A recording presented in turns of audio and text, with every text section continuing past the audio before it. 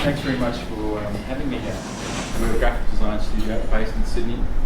Started in 2002. We have 3 staff, and usually we have an intern. The space is quite important. We sort of have a lot of fun there. We've got enough place to make a mess, to paint, to take photographs, various things.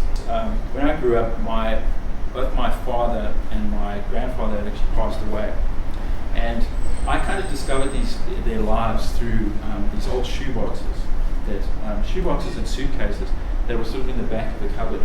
And these shoeboxes had these amazing bits of ephemera, and there were old photographs and passports and old currency.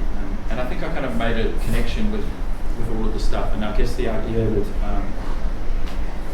objects and printed matter can actually carry something and kind of tell a story. I moved to Australia about 12 years ago. I was born in a place called Park, but I grew up in Johannesburg. I guess some of the kind of visual influences of the place, things that kind of struck me.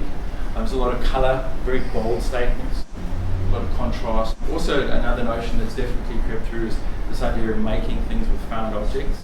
Comic books, they were also a big influence on me, sort of that kind of graphic colour, bold outline kind of thing. And then the other important aspect, I suppose, of how we approach our work is the idea of making things. So the process of actually being creative and making things, and the doing of the design as well. Another important part, I suppose, this is kind of a key thing for me, is this idea of it's a creative well that we each have, and the idea that you fill this well with things that inspire you, and the idea that we're constantly kind of dipping into this well. And so I really try to keep my well full and try to keep things in there. And I find when you've got designer's block, that's time to kind of fill that well with something.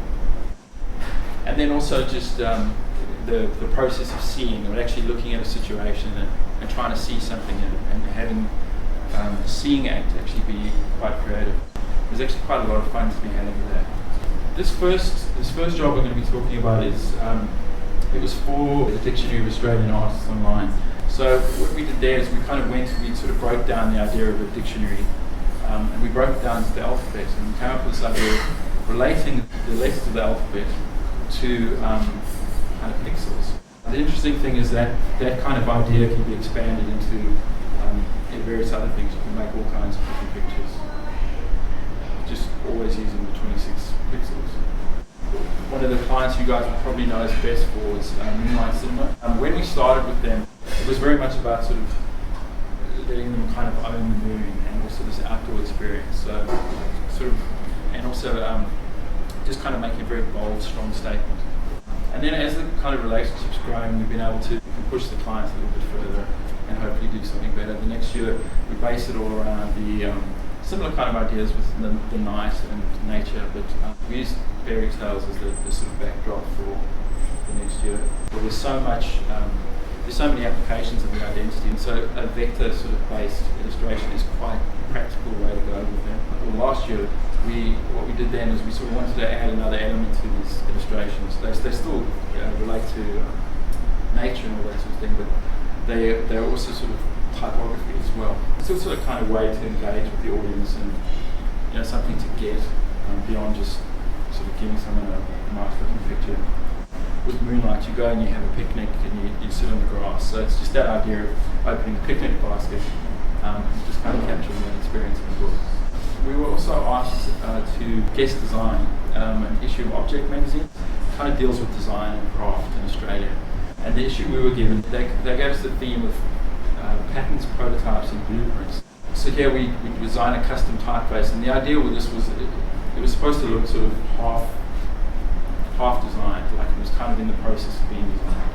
That idea, just picking up on the blueprint and the prototype thing. Posters are actually really important to us. They're a dying part of graphic design, but we really want to kind of keep them alive. So we love doing posters. So any opportunity to do posters, we kind of take by the horns, and often we'll actually get a project and we'll make a poster for it even if it doesn't really need one. So the opportunities there. Be able to work in posters allows me to, I suppose, kind of be quite idealistic about what I do. There's no client or anything. and that allowed me to kind of say what's on my mind. Here we got involved in the making. These were isolators, and we photographed their melting, the melting process.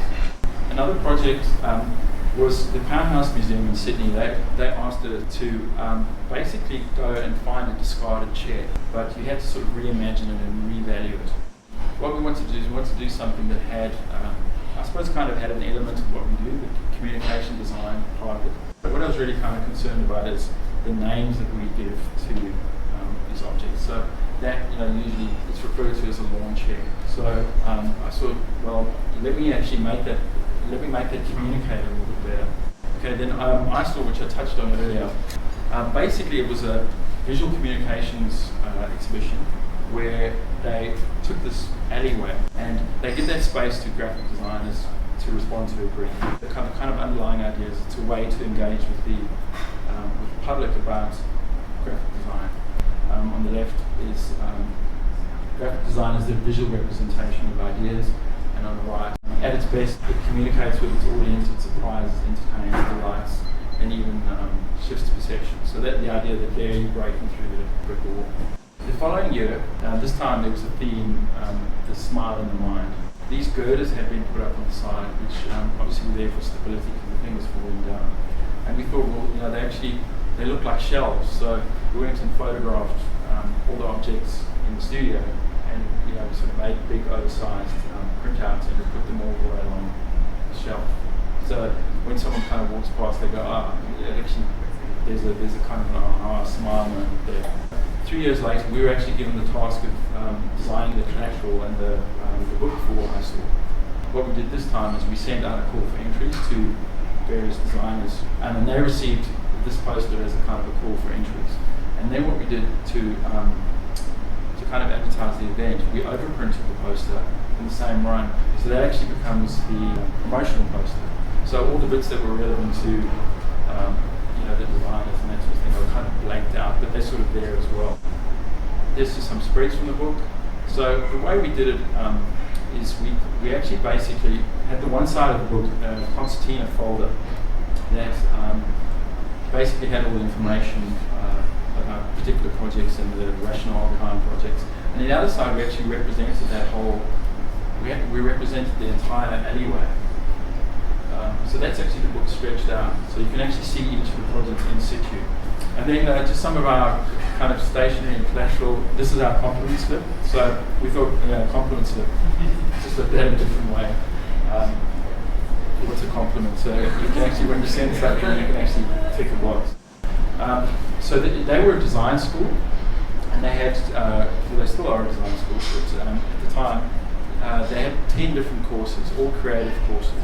So they had fashion, interior design, graphic design, that sort of thing. But what we developed for them was this idea of the school is, because there's so many choices there, they're a creative place, they're a creative space.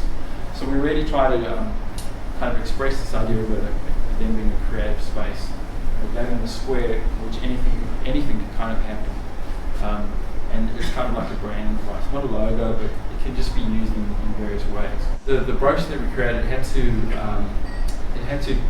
cover these 10 courses, and had to kind of, I suppose, be kind of real to each of them. So there we collected a whole lot of objects, like here's the graphic design one, and there are things that talked about graphic design, and then had a graphic design student in them. And in each of them is hidden a yellow square. We actually had a bit of a problem here because we thought, this brochure kind of has to be square. It has to be square. It has to be a yellow square. And they had problems with overseas agents and displaying the thing. It had to be A4. So our solution to that was to perforate the bottom of the brochure, so you could actually just remove the bottom. What inspired your name? How we've rationalised it is basically millions of years ago when all the life on Earth was swimming in the sea, and all kind of fish. And then there was one fish who moved away from those fish and moved onto land. And they were called tetrapods, and they grew.